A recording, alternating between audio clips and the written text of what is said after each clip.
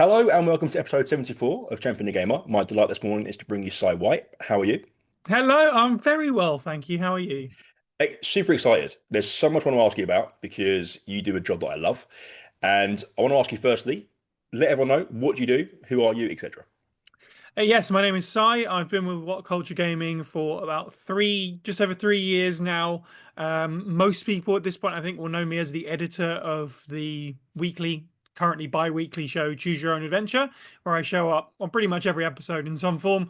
I also do various other bits of presenting and writing and editing. Basically, wherever they need me, I will slot into place podcasts. And over the course of the last year, been running the place a little bit, frankly, while everything has been changing, as you'll know from your conversation with Scott. And I'm also the host of the First Aid Spray podcast as well, which is a Resident Evil podcast, which has been running for 6.5 years now. Content, always your thing or not? Content, always my thing. When did you start doing it? What was your first call to arms for it? Um, I think I had this conversation a little bit last week. My internet sort of creation history goes back before YouTube itself. I'm that old. I was making like web comics and stuff before there was YouTube. And then when YouTube arrived, that was the moment where I was like, oh, okay, I can't. Back then, if you wanted to watch a video online, it would be privately hosted on websites, which was expensive, or it was like Flash animation stuff, right? We don't see so much Flash animation now as we used to, but when people could upload full videos, YouTube was the place to be, and that was where I was like, okay, this is how I can participate in this because didn't know my way around Flash animation. And started out just doing skits and stuff. And the first sort of hint of success that this could be something was my friends and I did a dub of a webcomic. It's very much hidden in the archives now.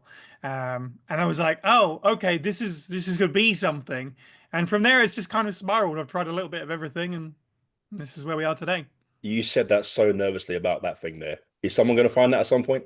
No. It's all unlisted. No one's gonna find it. It's not that I'm ashamed of it. It's just very old, and I'm like, you know what? Let's concentrate on the now, not the back then. We're all a bit ashamed of our first stuff, right?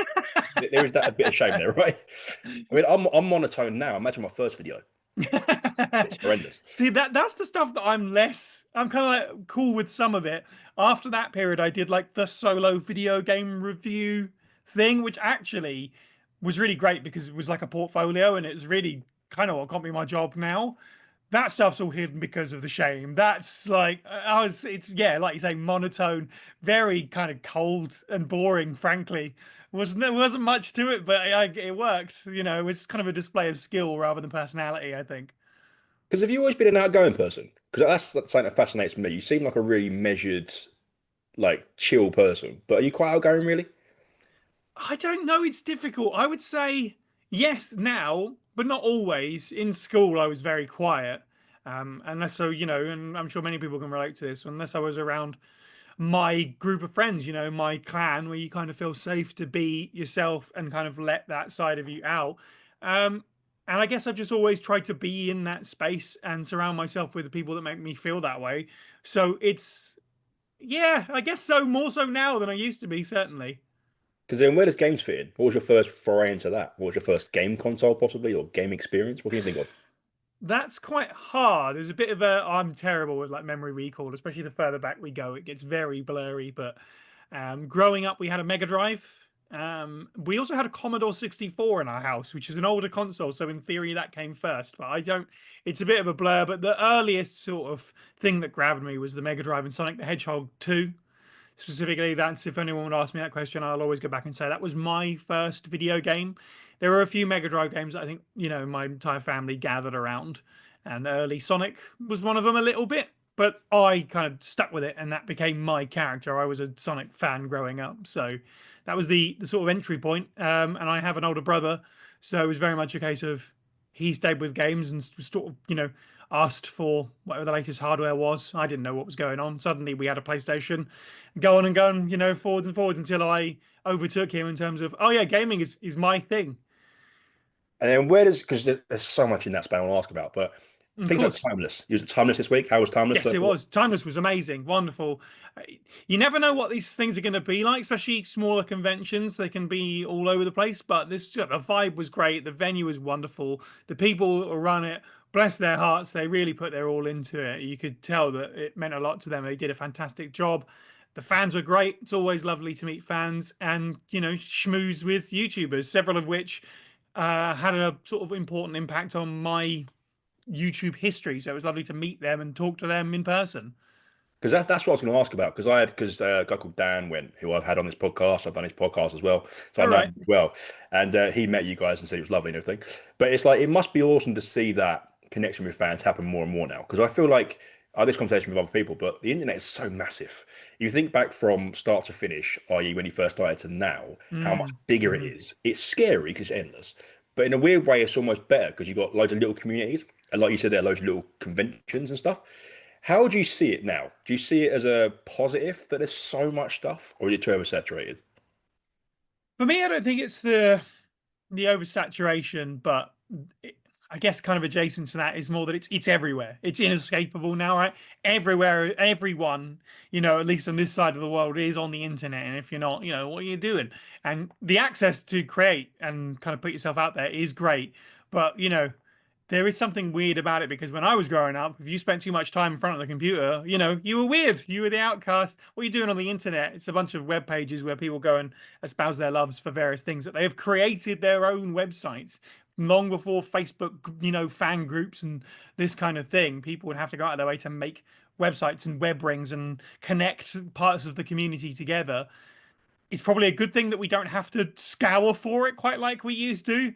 But there are obviously concerns with us being so connected all the time, which is probably a broader subject, frankly, than what you're asking. But it's definitely been on my mind a lot recently. Just because I have that conversation a lot, where it's okay, yeah. I think about the start of YouTube. You've got evolution of dance, and you've got the gorilla video. That's all we had, so we valued it. Whereas now there's so much stuff that there's stuff that can be literally viral Mm. that we don't see. And I find that a fascinating debate or topic because, like, how do you approach content in that regard? Then you've got like this what culture page and all the other stuff you do. Are you just throwing stuff out there and see what sticks, or have you got a plan? You've obviously got a plan. I'm not saying you haven't, but have you got like just a more of a fly on the wall, just throw stuff out there, stuff type vibe, or how do you approach all that? I think it has to be that you with many things you never know unless you try, right? So, with the case of something like First Aid Spray, which we've been doing, like I say, for many years now, the podcast has remained largely the same, but we've always tried adding additional stuff to that, different show ideas, and some stuff lasts longer than others, and you kind of have to see how people react to, and that's just true. At least speaking from a YouTube perspective, which is what I know, you just kind of have to see what people respond to, and more than that, what YouTube responds to. It's our biggest enemy is trying to figure out what YouTube wants or expects from us, because if you try and get out of your box, YouTube just gets confused, it seems, and I don't know, it doesn't put it in front of people or something. You can always see that if you go through all your favorite channels when they've done something slightly different, the numbers will be lower, and that's going to be YouTube not knowing what to do with that. And obviously, the audience just they've come here for one thing, and they're not used to this other thing yet, so they might not necessarily click it. But yeah, it is just you have to give it a shot and see where it lands. And if it doesn't work, and we kind of joked about the shame of it, but the trying is the important thing. And how does it feel working as part of a team? Because obviously when you first set out, I'd imagine. I mean, you mentioned about the podcast and stuff you do, but how does it feel working as part of a team doing that kind of thing? Because it's a big collaborative effort, isn't it? Yes, it's great. I love it. It's with this webcomic thing that I mentioned, that was kind of a team in the terms of it was me and my school friends. I was doing the lion's share of the work, and I was just kind of like, come here and voice these characters for me, and occasionally make sort of key decisions on these things. Um, and trying to organize groups of people, as everyone will know, especially like in our 30s and stuff, just trying to get your friends together on a regular basis is Or hell. keeping friends, Uh, frankly.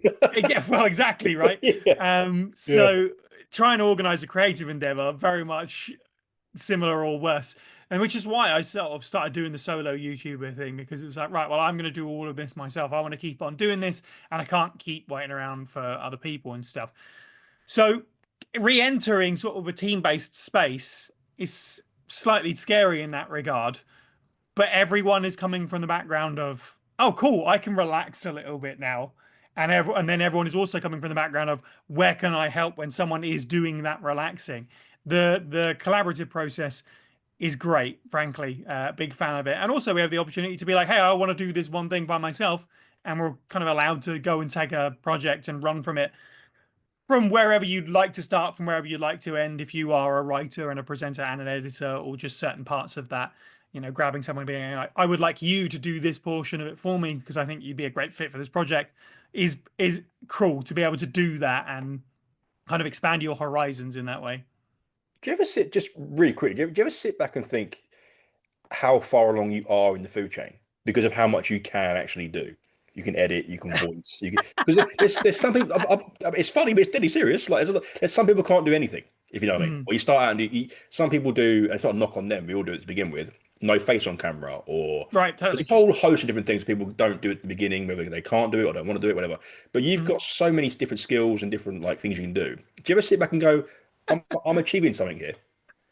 I just, the use of the word food chain really threw me there. That we're all out to get each other, but yeah, I sort of know what you mean because when I was hired, peek behind the curtain, the interview that I had with our former boss, literally basically just amounted to him sending me a link to one of my own videos and being like, "Just watch this. Did you write, present, and edit it?" And I was like, "Yeah," and he was like, "Okay, welcome aboard." So yes, valuable skills to have if you can, yeah, dip into as many different facets of it as possible. And having done all these different things and kind of being responsible for them has also given me the ability and patience with the scheduling side, the organizational side. The rest of the team will tell you that I'm very organized and frankly quite bossy. That's what I've come to realize in the last year. I'm very good at taking charge of those kind of things, which is why, as I've alluded to in the last year, when things have kind of been a little bit mad over at Whatculture, it's just naturally fallen on my shoulders because I can do that as well. So I don't want to sit here and pat myself on the back too much. But yeah, a little bit. It is kind of mad right now as we transition into sort of what's going to be a new era for the channel. I find myself regularly being called upon for answers to questions that 3 years ago when I started the job, I really was not seeing this coming, but it's great. How does time flow in that sort of world? Because you said you're 3 years in. That to me, because I've followed What Culture for Yeah, probably 11 years, but nice. 2014, 15, something like that. And it's obviously changed a lot, as a lot Mm, of pages have. But that time has just flown by. How does it mhm. feel knowing you're 3 years in now? It's funny actually because people still refer to me as being new to the channel. And I completely get that because you're right, time Yeah. is an illusion and it makes no sense. And I think a factor on that as well is the fact that we haven't really had a lot of new faces since I joined either. So I still, am sort of the newest, I guess, for the most part. Yeah, time is a complete illusion at this point in my life. All I know is that yeah, kind of if I look back, it stretches kind of endlessly all the way back to pre-YouTube, the grind that got me to this point. But in terms of being a walk culture, it has completely flown by. But then I'll see something and go, "Oh yeah, I forgot about that because it was 2.5 years ago. I forgot I made that one video out of these hundreds of videos that, in some form, I've touched along the way." You must, because there's so much that you do in a Mm. bizarre phrase, but there's so much you do that it must feel like a. The question I'm trying to ask you, how do you balance your time? How do you balance your mindset and your time? Because obviously, because you do so much, does it ever become too much? Is there a point where you need a break? You need to sort of remember when you first started what you did it for. I loved it because of this. This is the aspect I love. I try and grab a bit more of that and put it in, rather than just being part of the churn. If that is a question there in any form, does Yeah, it I become do too sort much? of. Yeah, no, I understand what you mean totally, and I'm still learning that. Frankly, I think we're quite lucky in that we're quite a relaxed team. There is a churn to YouTube. We put out at least a video every day, and there is obviously a bigger team than you see on screen as well because we have lots of freelance writers and editors that help us keep them, ticking over in that way. But we do have the ability to be like, hey, I need to take a few hours or even the afternoon just to decompress or whatever. But I think it's on you as a creator to see that point coming and pull back from it. Uh, I guess immediately, right? Or as soon as you possibly can, lay down tools and be like, "Hey, can you take care of this for a moment? I just need to take a break." Yeah, we're lucky that we can do that. But for the most part, I've been all right with it. I think once we're in this new era and my sort of interim manager role is over, I think I will need a more holiday because it really came out of nowhere. But yeah, we have the opportunity available to do that, and I have the foresight to be like, this is getting a bit much. It's time to go away for a while. That's because I remember like COVID. I remember when COVID came Yeah. around and everyone was stuck at home for days on end. I was one of the ones that was like, I love writing. I've been a writer Mhm. for years, not done anything particularly major, but I like writing. I'm big into literature and all kinds of different things. So I was like, I'll jump on Whatculture. There was a big thing where you could join as a freelance writer. I'll do that. Yes. Yep. I remember distinctively a podcast of Adam Cleary, and he said that people need to remember when you do that sort of thing, it's not what you think it is. You need to love it, and you need a skill set. Because as much as I loved it, doing Mm, 2 or 3 a day was hard. mm. Like articles alone, forget videos. So that's what I said about the competent side of it. Do you feel like you are competent? You've accomplished something that some people can't do? Because I say about streaming and about doing YouTube and podcasting and Mm. stuff. If you could do it full time, could you actually do it? Because of the stuff you don't see on the side of it all and all the extra work you got to put in. It's a bit of more of a churn than I think people realise. Yeah, that's definitely a question that you need to ask yourself if you're kind of entering this side of work. And frankly, probably the way to find out is to just kind of get close to it and see if it burns. Um, yeah, absolutely. Because of course, there's the concern that you love doing it in your off time, and then you might not love it anymore when you have to do it 9 to 5, Monday to Friday. I guess the being able to sort of dip in wherever is needed helps with that. Like if I've been writing a long time, it's like I need to go and do something else, and I have the ability to do that. And I think of certain staff members that are really good at their one thing and they've honed that craft, but I would get burnout from doing that one thing. So I don't know, maybe it works for me that I can do all these multiple things, and maybe that's why I can do the multiple things. Like, subconsciously I've taught myself that, like, no, you're going to get bored of this, do something else for a little while. And I'm self-taught in a lot of those things, like video editing. So I think to a certain degree, to get back to your question, take it for granted a little bit because have chipped away at it and kind of got better without really realizing it too much. But if I were to look back on old stuff, certainly I'm sure I'd be like, oh yeah, I would have done that differently now had that been put in front of me. And frankly, it probably would have taken me a lot quicker because I've been grinding away at 9 to 5. But yeah, I still enjoy all the aspects of it. Even it does get stressful, but even the parts of like resolving the stressful problems and being like, yeah, we did good out of this. I think that's the thing that I'm always chasing. So to get away from the stressful side of it, obviously you are a gamer. That's one of the Yep, main things you are. sure. What are you gaming day to day? What takes that stress away? Uh it sounds like a weird one to say horror games, doesn't it? But yeah, I mean, I'm known as the Resident Evil fan.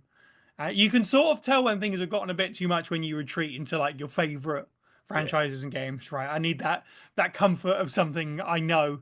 So it's usually like Resident Evil, or on the complete flip side, like Pokemon or something. Those are the ones for me where it's like I need to take a break from this. I'm gonna go and play a dinky 30-year-old horror game that I know inside out.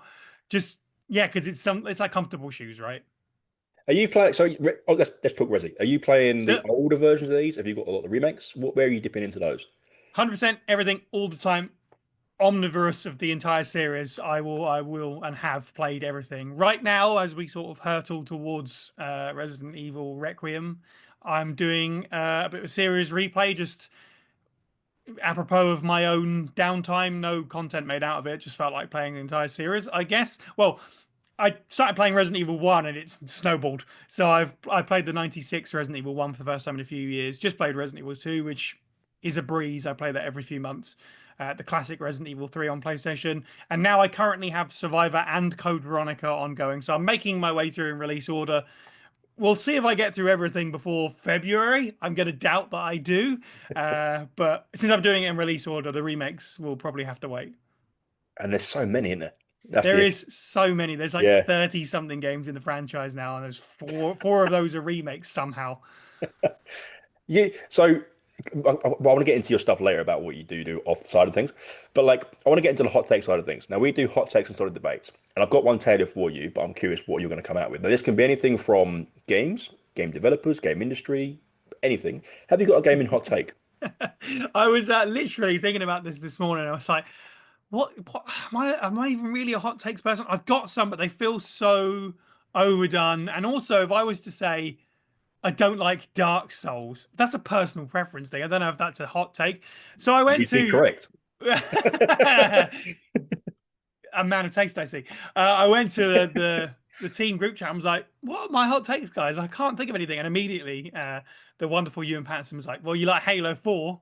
And I was like, "Yeah, no, Halo 4. Halo 4 is a good game. Is probably a hot take. I love Halo 4.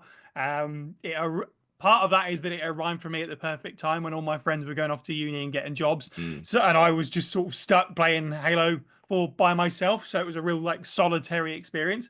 But also, I was a big fan of the lore and the story, and I kind of liked after Halo 3 went massive, intergalactic war, we kind of dipped back down and took it back to Chief and Cortana and their relationship. And I was really interested in seeing where that went. It's not all great, admittedly, but I had a lot of fun with Halo 4, and I have a lot of love for that game.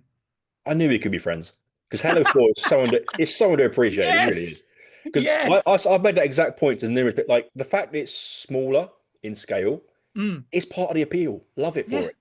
Like we can't have Halo 1 to 3 is obviously elite. We love that sort of thing. Hmm. But like it needs to something a little bit different. Okay, yeah, he's now got a weird thing on his back and he's a bit more shallow, but it's fine. Just accept it and roll with it. And then obviously out of that we then get the lovely Halo Massive Collection, which is just Yes. one of the best collections I think you've ever seen. But Yeah.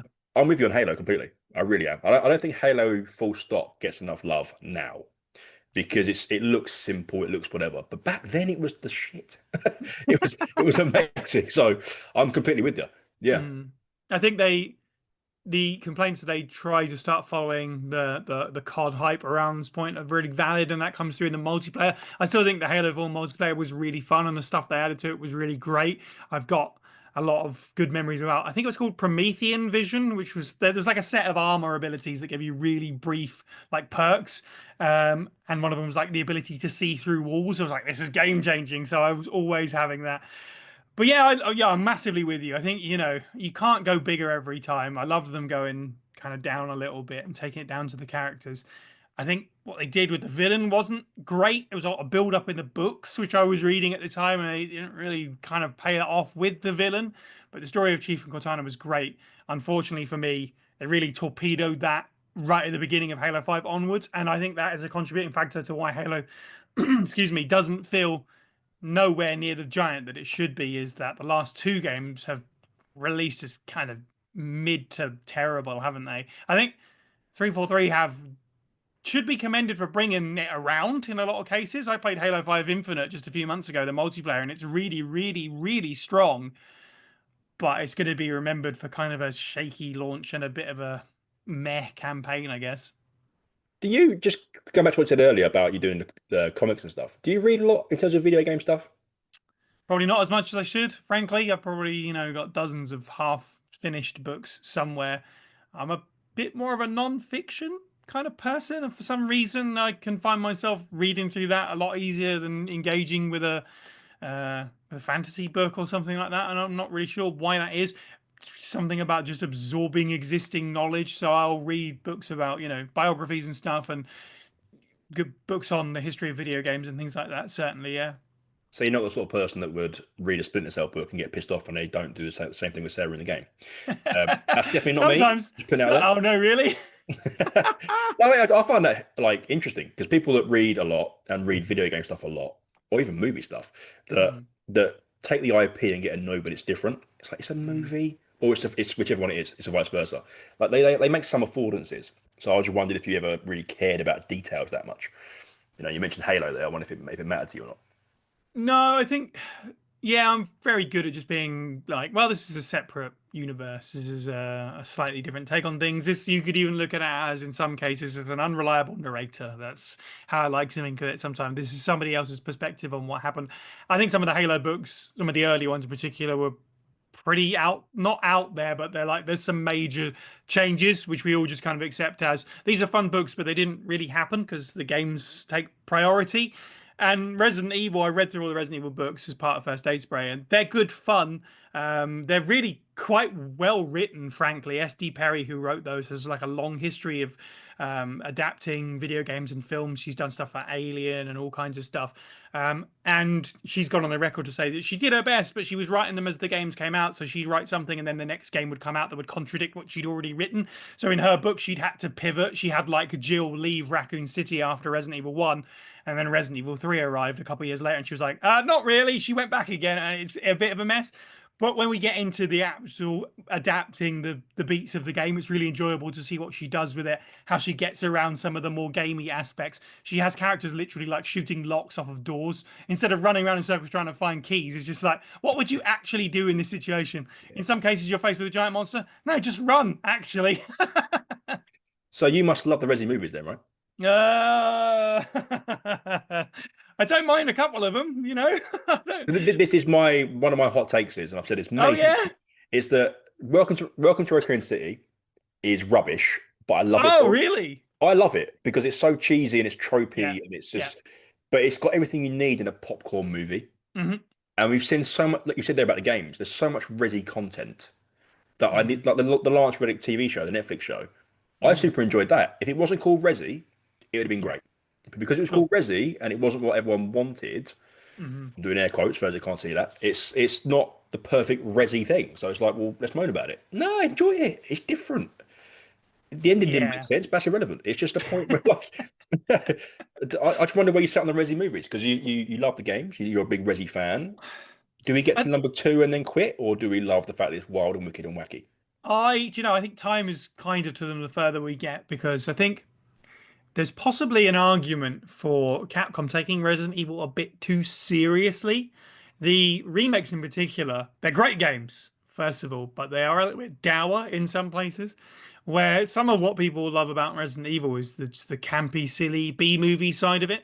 Even looking at the 2002 remake of the first game, which is spectacular and possibly the best video game remake of all time, and I still say that it's like the quintessential Resident Evil experience, but it's very serious compared to the 96 game with its weird and wacky dialogue, you know, and the voice acting and all that stuff. Whether it was meant to be silly or not, it doesn't matter. It's become part of the DNA now that it is that way. The films, you know, you can't really accuse them of not being silly. If anything, that's all they are. I like Welcome to Raccoon City for its Yeah, silliness. It's certainly not perfect. They probably tried to do too much. And I think Paul W.S. Anderson's films, I could get the argument for their stupid fun, and that's okay. Yeah, I like the first one. I like the second one a lot because it has that balance of yeah. goofy and It's the most game-like recognizable. to me, I think. Number two. Yes, and it has a Yeah, bunch of recognizable elements, but done in completely different ways.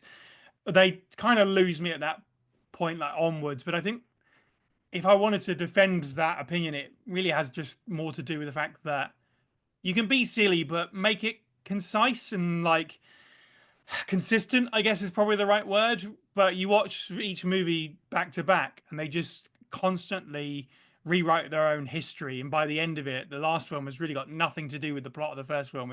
It's disregarded stuff from all over the place to make itself a standalone story, which is kind of a shame. We could have had a six storyline run, whether you think however you feel about the movies, but the lack of consistency really doesn't help.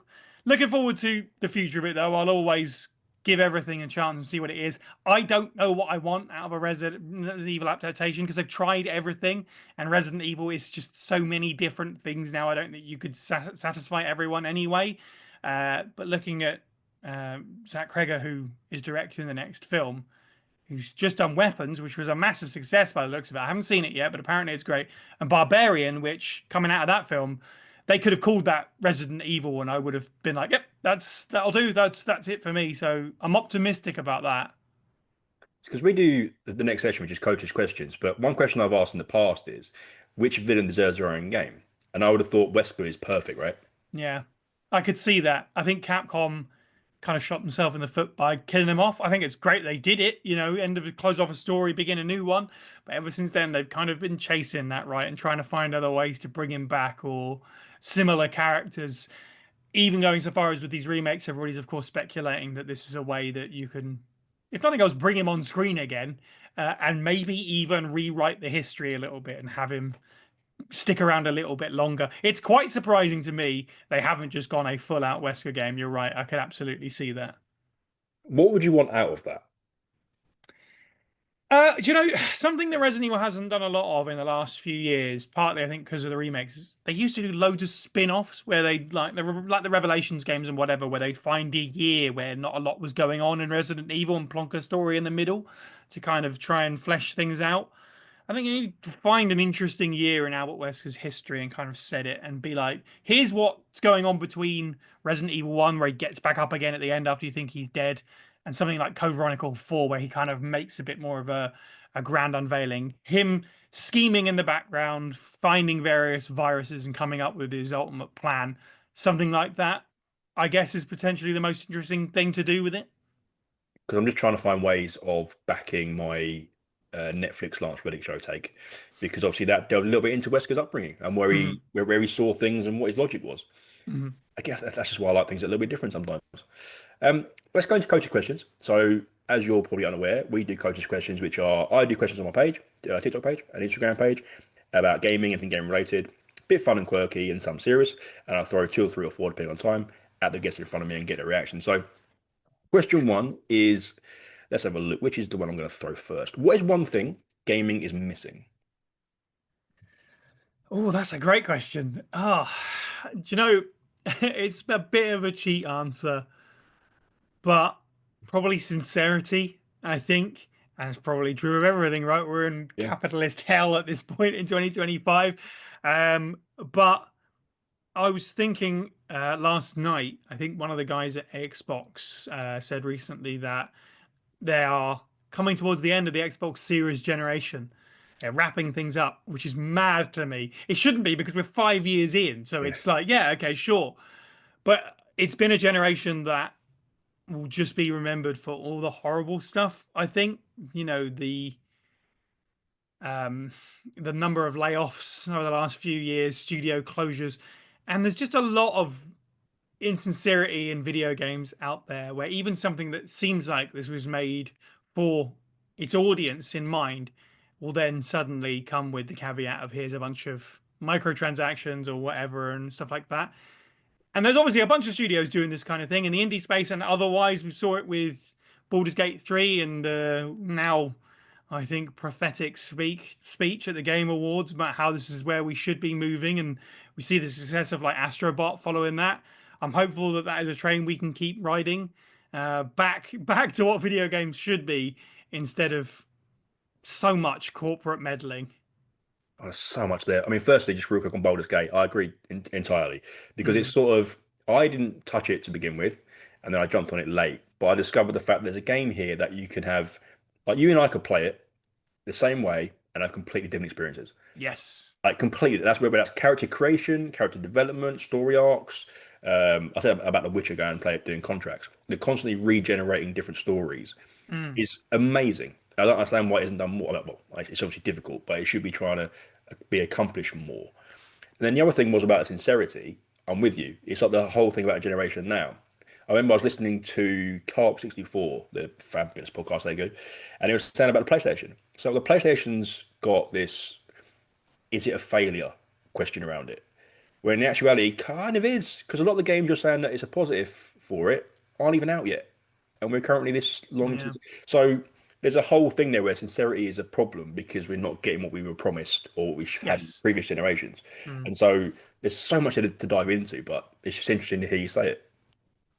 Yeah, big time. I can't help but feel that, I spent so much money on both consoles this generation, and I've gotten so little out of anything except Game Pass. I think I probably played on my PlayStation 5 more than I think I have because of the move to digital. I think it's kind of skews with your vision. You look at your shelf and you go, "Oh, there's less on here compared to, other generations," but that's because stuff was made available digitally or something was on offer or whatever else. But yeah, the number of meaty experiences that I've had through the PlayStation 5 generation in particular has been quite alarming to look back on in the last 5 years. It's not been very many. And also again, some of that comes down to taste, right? And a lot of video game tastes right now skew, as I kind of alluded to, in a direction that doesn't do anything for me. Souls-like, I just won't touch them. I'll see a video game and be like, that looks cool. See the combat and be like, right, okay, that's I'm not interested. Stuff like that. And there'll be stuff throughout this generation that I haven't played yet that I will be getting around to, and stuff that's still to come. Silent Hill F, for example. Uh, but it's bizarre to be 5 years into a generation and just feel like most of the games that came out just felt insincere, and there were clearly meant to be a lot more games out, as we know, that got cancelled along the way because of Sony's weird games as a service idea that is whatever has happened to that along the way been shot down and killed multiple times. I mean, you've alluded to it a little bit there. Question two is there a part of gaming that you've got zero interest in? Yeah, like there's a lot of like genres. Sounds like is it's probably not a genre that I'm all that interested in getting into. Frankly, I've tried a few times. It doesn't work for me. Stylistically, obviously the games can be kind of all over the place. A lot of them are that dark medieval fantasy thing, which is cool, but I'm not super invested in that. It's fine. Bloodborne is the closest one to me where it's like I wish I could love this because it's got a really cool like horror adjacent kind of aesthetic. There's a bunch of genres as well. I always love to try out an RTS and then fail about 2 hours in and be like, I suck at this. I cannot get my brain, or anything like strategy tactical. I was terrible at Mario and plus Rabbids, which is meant to be like an entry point for the series, right? But I was terrible at that. I'll try them out. I'll enjoy them. It's just like this just doesn't work with my brain. Because I had a really good conversation with a guy called Mikey, and I asked him the same question, and he said nothing. Because there's stuff that I don't That's like now. good. There's stuff I don't want to do now. Like say Dark Souls. I don't want to play Dark Souls now, but it Mm, doesn't mean that in 10 years' time I might not give it a go. And I thought that was quite a healthy way of looking at that because it's like there's so much stuff out there that you shouldn't shut yourself off from stuff, completely. did you? So I Yeah. wondered if there was ever a time where you might change that viewpoint a little bit. It's entirely possible. Like I will say about Bloodborne in particular, I've bounced off it twice. So I at least went back a second time, and it's entirely possible. And all my friends will not shut up about how I need to play it. They will break me, and I will try a third time at some point, and hopefully one day it will click. We'll see, I guess. I no promises. You never know What though, right? Because sometimes you do. Sorry, sometimes you do have a genre where you're like, I don't get it, I don't get it, I don't get it, and then there's that one game when you're like, this is the one for me, and then maybe that becomes an entry point, or maybe you just find the one that you like. So maybe that game is yet to arrive. I mean, I say about Baldur's Gate, not even Baldur's Gate 3, it's Dark Alliance, like Mhm. turn-based stuff. I love Final Fantasy. I've played a lot of Final Fantasy. There's a lot of stuff I have played, but turn-based generally is a bit of an off-putter. Right. Okay. I don't count Pokemon as that, by the way, but like there's a lot of stuff I don't touch because it's like a tough nut to crack. Right. Whereas Okay. since playing Dark Alliance on the GameCube, funny enough, I've then gone and played Kadelka. I've gone and played other stuff that's a bit different, and Oh, I absolutely nice. love it, you know. And Mm. so again, I'd say to people, don't shut yourself off too much. Yes. Absolutely. At least try something. Mhm. Next question is, what is the best game within a game? Triple Triad from Final Fantasy VIII is probably the best video game mini game of all time, isn't it? Like it's so simple, it's so good. If anyone who's listening don't know what it is, it's a like a 9 by 9 grid card game where you pick, I think it's 5 cards and so does your opponent, and you just want to place them into the grid. Each card has a number and like a diamond shape that represents a side of the card. And if a card goes down, it has a lower number, or sorry, a higher number than the one it's going up against. On the other opposite side, it flips it over, and you're obviously just like looking to get fill the board with your color as much as possible. Frankly, incredibly addictive. Around the point that I was playing uh, Final Fantasy in general, I think I grew up gaming with my brother a little bit, but he kind of fractured away. He's very much into like motorsports video games exclusively, I think, at this point. But we would play Triple Triad together. He would like give me the controller. I want to play Triple Triad. I was so addicted to it that I was like making my own Triple Triad cards as a teenager, so I could play it physically wherever I went with friends that were also big into Final Fantasy VIII. I think fans have made various websites and apps probably that are Triple Triad likes or fan games, but the fact they didn't spin it off into something of its own is kind of mad to me.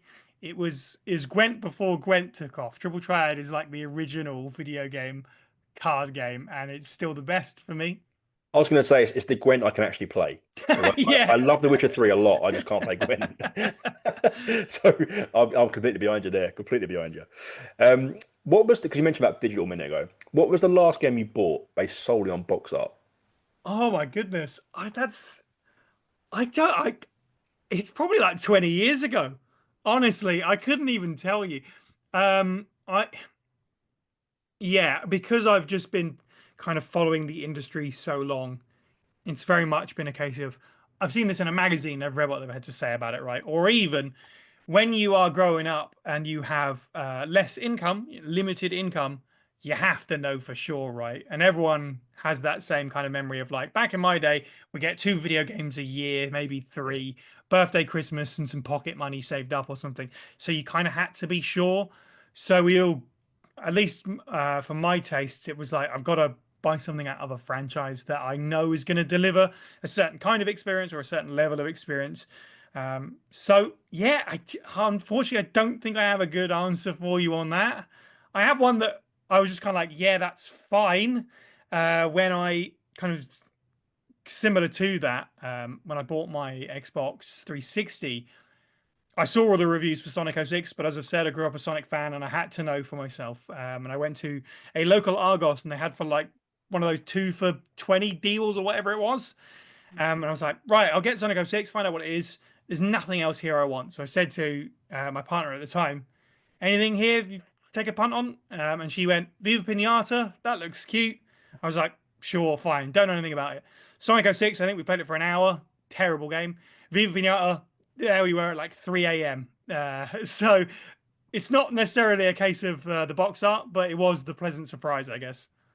Because it's a big part of gaming, like culture, isn't it? Like if you go into a store as a kid Absolutely. and you see on the shelf loads of different colors and different box types and cartridges and stuff, it's like a really big, expansive world you can explore. Whereas if you Mm. get onto the Game Pass store and you just see icons, it's not quite the same. Do you find it overwhelming? I do. Yeah, There's just so much where it's like I don't yeah, even know where to start a little yeah. bit. So Because yeah, there's a lot of free games. Sorry to cut you off. There's a lot of free games. There's a lot of stuff you can get off Game Pass or PS Store, whatever it is. I'm like, mm. that'd be really cool to try that. But it's like Netflix. Once you start scrolling, it looks impossible. It's You so lose the idea what you want to look at in the first place. it's so true. I have seen so many times my boyfriend just boots up his Xbox and then just scrolls through for like an hour, just looking through the store at stuff, what's on offer. He's not going to buy anything. What's in his library, and he just get lost in that. That's a game in itself, frankly. Do you? Because I mean, obviously, if you've got more of a niche taste, it's probably a bit easier. But like, okay, yeah, I've got a shelf full of stuff, and I'm Mm, playing through stuff in a certain order, kind of. I've got a shelf mm. up angles up here somewhere. That one that's got like the games I'm playing right now on it. So I've kind of an Okay. idea of what I'm jumping to. So I don't want to walk in the room and go, right, I fancy playing a game now, and then sit there for an hour and not play anything. Mm. I need a target to go towards. Yeah, that's probably a good idea. Having a little, this is Yeah, what I'm working on shelf. If you've got a physical collection, absolutely. Otherwise, you'll get halfway through a game, you get distracted, and you forgot you even started it. And I must remember to finish off that 2023 Alone in the Dark playthrough that I started weeks ago before, life got in the way. And I have subsequently been distracted by Astrobot as of this week and so on. Which one's on that that? Is shelf. that the new Nightmare? Nice. Yeah, Still not on the played shelf. that one. I've got that and the PS1 version. I don't know why. I just Oh, have. nice. Okay. Do you know that came Yeah. out on Game Boy Color? I found that out recently. Terrible. Absolutely terrible port. Yes, it's so easy to just like get sidetracked. For me, this year, I started doing like a completions spreadsheet. I also have a sheet for like something that I've made a list of like, here are games that I keep saying, I'm going to play this, I'm going to play this, I'm going to play this. And this way I can keep track of what I've got. If I've started it as well, I make a note of that and just try and finally chip off the likes of, I've never played a Devil May Cry, for example, and so on. I got Parasite Eve 2 the end of last year. Still haven't started that, but I love the first one, so I should finally do that. So that spreadsheets are a life for me. So that's been a big help in terms of keeping track of what I've been wanting to play, what I've been playing, and looking back and being like, ah, yes, I haven't finished a game in weeks. Let's grab something, dust something off, and feel good about it. You know. Two more then. Have you got a horror lost save file story? Oh, in what way? As in, just Has, it have, got have memory card you, wiped, or yeah, anything where you've lost your data or the memory card's been lost or broken or you've lost, yeah. overwritten it, anything? It keeps coming up on this, but yes, my brother and I grew up sharing a PlayStation 1 and a memory card. And our tastes, as I said, sort of divulged around the period that I was heavily into Final Fantasy. You can see where this is going. And he was massively into Gran Turismo, also quite big games, I think, because definitely one of the first games that I remember having like a completion percentage that you could track. I don't play them, so I don't know exactly what it entails, collecting every car, presumably, and beating every track and that kind of thing. Um, one day he deleted my, I think it was Final Fantasy VIII, funnily enough, save data out of spite because his Gran Turismo data was corrupt. And I was apparently to blame as the younger sibling, which I didn't quite understand why, what had happened, but okay, Because you fine. existed, Ty, that's why. That's exactly it, Because you were right? there, that's why. I needed to be blamed. I was the younger one, so therefore I was stupid and didn't know what I was doing. So we got back to our respective games. We both started again, I guess. I've started Final Fantasy VIII numerous times. It's fine. We'll do it again. Uh, and then his Gran Turismo save got corrupted again. And I watched it happen because you know that little bit of text that comes up and says, do not turn off your console while it's saving. There's a reason for that. So I found out why my data got deleted, and it was not my fault. It's long enough now that I don't hold any spite. I have no idea how far through the game I was. You know what it was like back then, pre-internet, and we didn't have the strategy guide, so I was presumably just running around the world map, getting lost or something.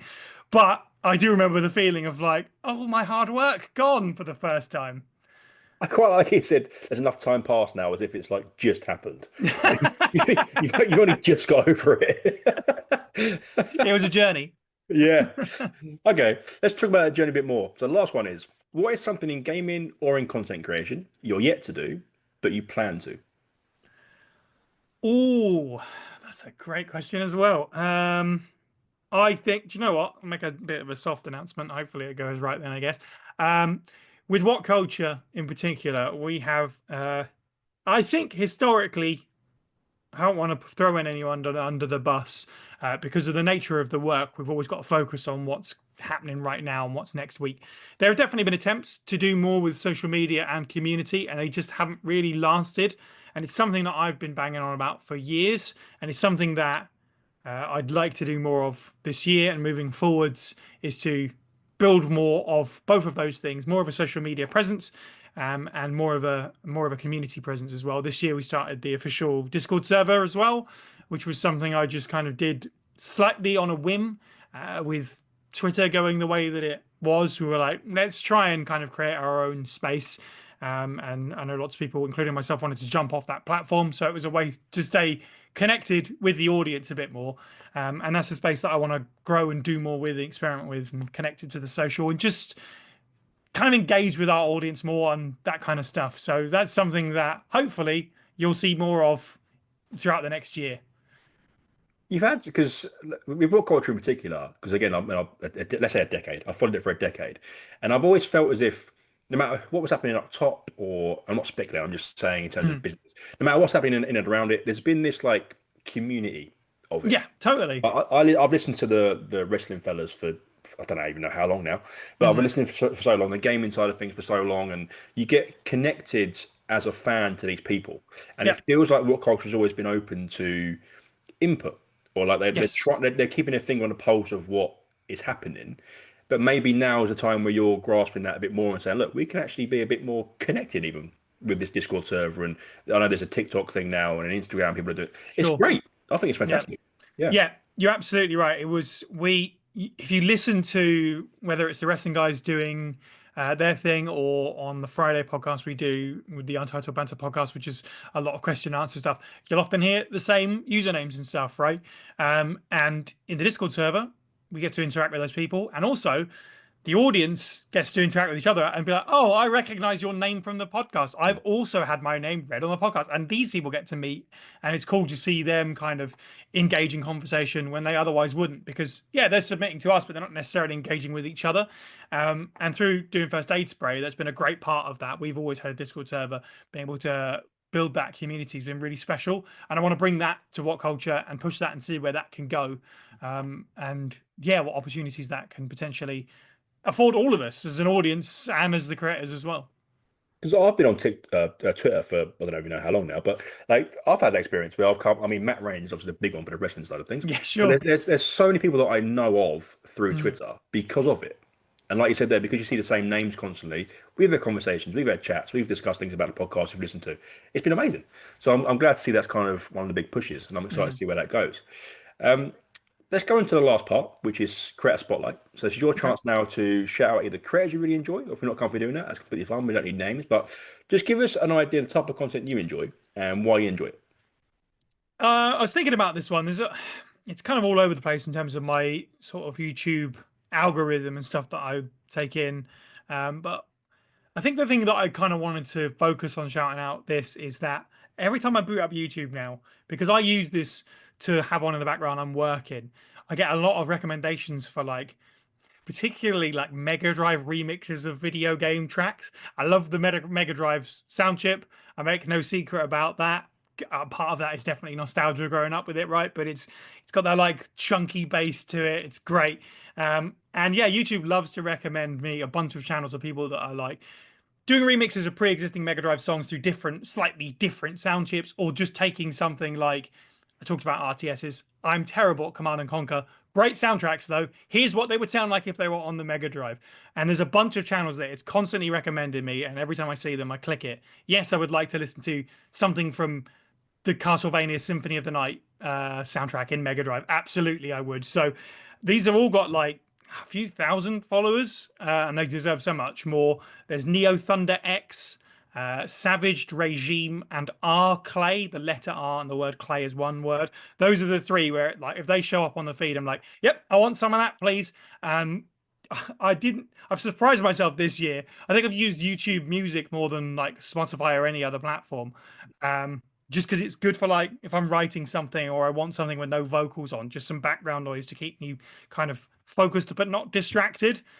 And these guys do incredible work for that. So I mean, my heart hurts about Command and Conquer, but we can move on from that. I wish I loved that series. I do. I just can't. I just can't get on with it. I'm terrible at them. Are you ever, or have you gone through phases of like long form content that you consume, or are you just sort of the short form person right now? No, no, absolutely. Yeah, there's a few channels like that. This I think it's been going a lot longer than I think, but he's because he's been doing Resident Evil content in the last year or so. I've become much more aware of him, which is Monty Xander. He does like 2 hour deep dives. He's a much bigger channel than the ones I just mentioned.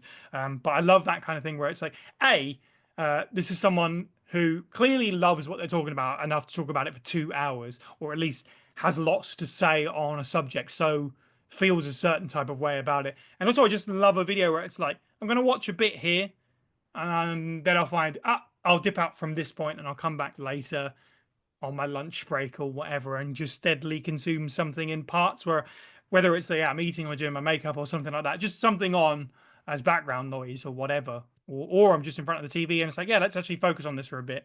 Something like 2 hour stuff is great, isn't it, for that? Whether it's gaming content or it's, I don't know, it's just flat out music or it's crochet or whatever you're into, like I keep using the word crochet because it's a funny reference for It is somebody a else, funny word. but like it's when you're scrolling through, whether it's Instagram or TikTok or you're on YouTube and you're sort of searching, what is something that would grab you? What about a video or a person makes you stay? I think as well, this is kind of colored by the fact that I've worked quite a bit in short form kind of YouTube Shorts, Reels, that kind of stuff in the last year. We've dabbled a little bit of that and work. We've never really gone whole hog into that, and that's something we want to do in the future as well. Is that I kind of know what I'm looking for, what makes a good short. So unfortunately, my work brain turns on, and I'm like, no, no, no. If you take a second to start talking, I'm kind of instantly out. But if you've got like that hook in the first moment, that's how you get everyone, right? Something interesting right away, a big reaction, something bright and colourful. Don't be, and we're kind of going full circle here. Don't be insincere and not clickbaity about it, but don't say something grand and then don't deliver on it. That'll burn me. I won't come back for more. But if you can hook someone in with something interesting and then actually deliver on it, that's something. Can stuff, and especially in the background you're in, is it Hmm. easy for you to spot stuff like this, and does it bother you? Overproduced content, trying too hard content. Does that ever bother you? Yeah, there's so many. TikTok is full of these like podcasts where it's like, this isn't a real conversation. In one case, obviously, they've just sat down and get, let's film this particular bit for like a short form video, which I guess is fine if they think it's going to work and and it comes across genuinely. Some of them are like, I'm going to play the idiot here to get comments. I'm going to pretend I don't understand how this works or whatever. That stuff winds me up no end, frankly. So yeah, like you do get a knack for like this is genuine, you know. But I think there are some egregious examples where surely anyone can tell that this is staged. Yeah, You'd I mean, hope so. I get put off so quickly. I think part of Mm, that's age as well, though. But I think I get put off so quickly by like, this is BS, man. Why are we doing it? Like, it's just such an overproduced, you're trying too hard in my face type thing. I can't be bothered with it. I want someone to yeah. tell me something I either don't know or I didn't slant on something I do know, just something a bit interesting. You know, Mm, you said about real conversations. That's partly why I'm doing this because I love the idea of getting to know somebody like yeah, this totally. and having a proper conversation because I can't be Mm, bothered to listen to you scream and shout at me like the YouTube yeah. screaming man thing. Like, I don't want that anymore. I No, want I can't. I can't conversation. deal with that. Like I say, have a hook, an interesting something bright, but don't immediately come out the gates shouting at me about something about, oh my God, they've just done this, or whatever. I was like, yeah, you've got me on the back foot there. And my favorite part of the podcast, my favorite question: why should someone be following you? I bet everyone answers this question the same way. Like, you tell me. Um, And I say the same thing every time. No, that's a good I answer. have stuff just to preload it a bit more. I have stuff for you, obviously, Mm. but I love this part of the podcast because it's called Champion the Game. I champion ourselves a little bit.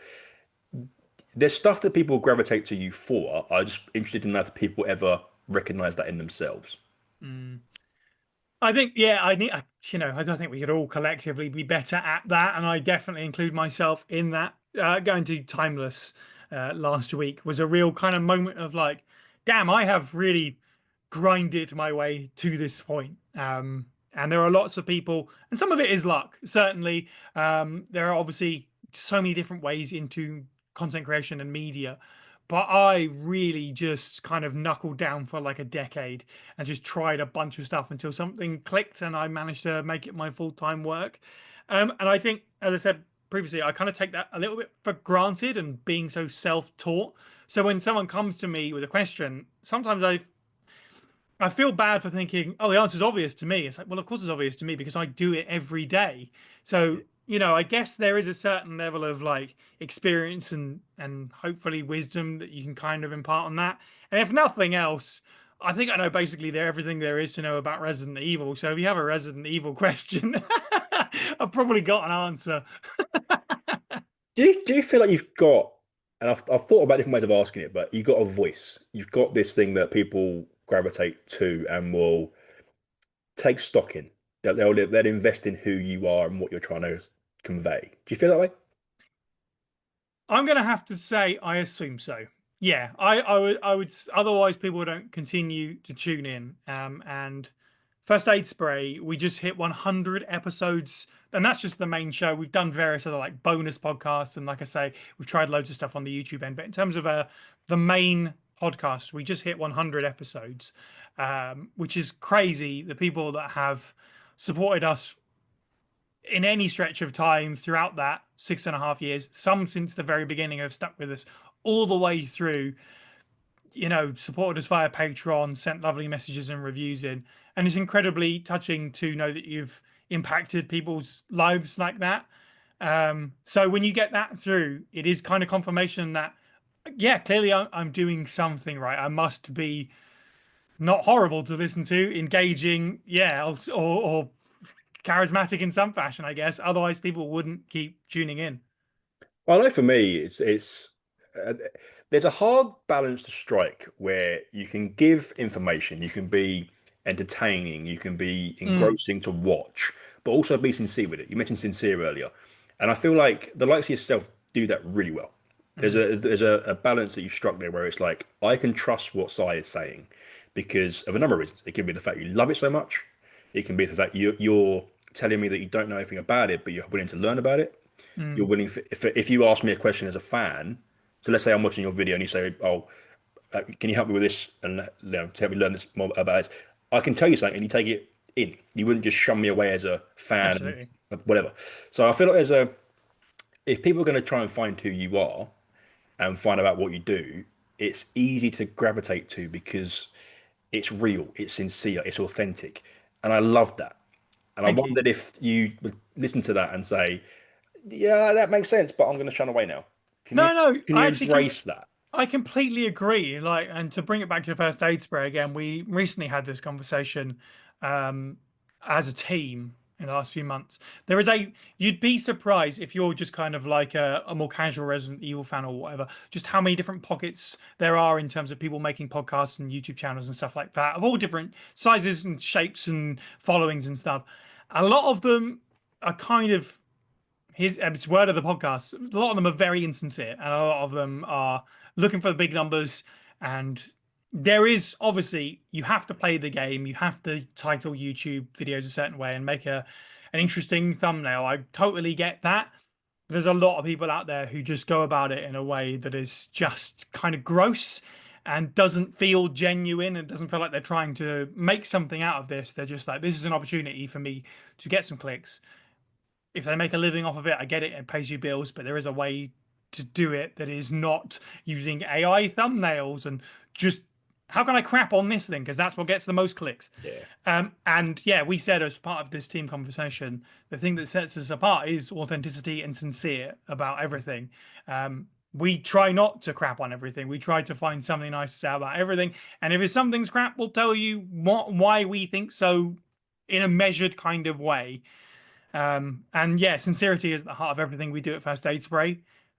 So much so that I, after that conversation, went and put it in the bio of all of our social media. So I think that's a great way to describe what First Aid Spray is: an authentic, sincere Resident Evil content creation brand, if you like. And I guess as the center of that podcast, as the host and the person who puts everything together, that probably comes from me as much as anything else as well. So yeah, I'll take sincere, absolutely.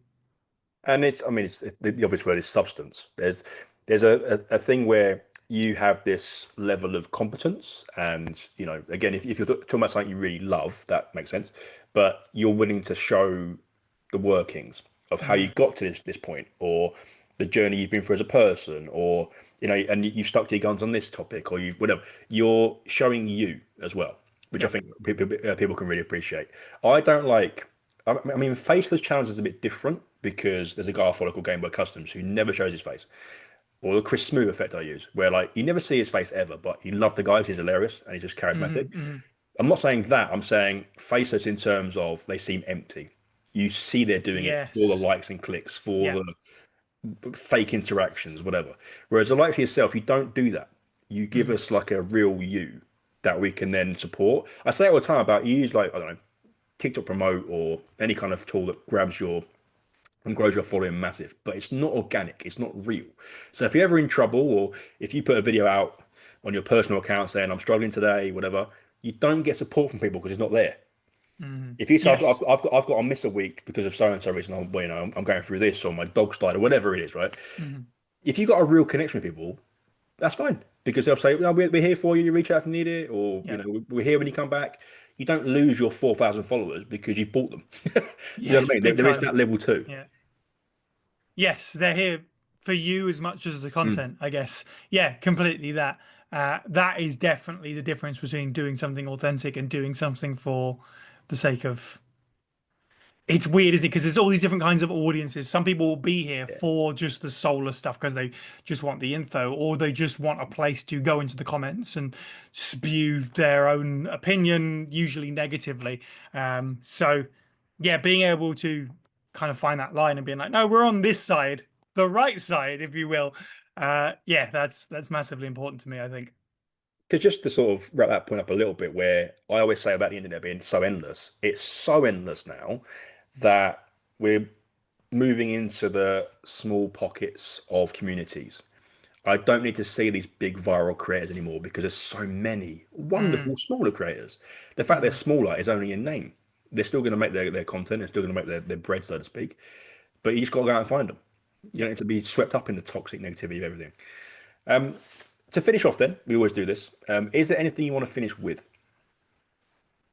I don't know. I don't think so. I think that was a great conversation, frankly. I thoroughly enjoyed this. So thank you for that.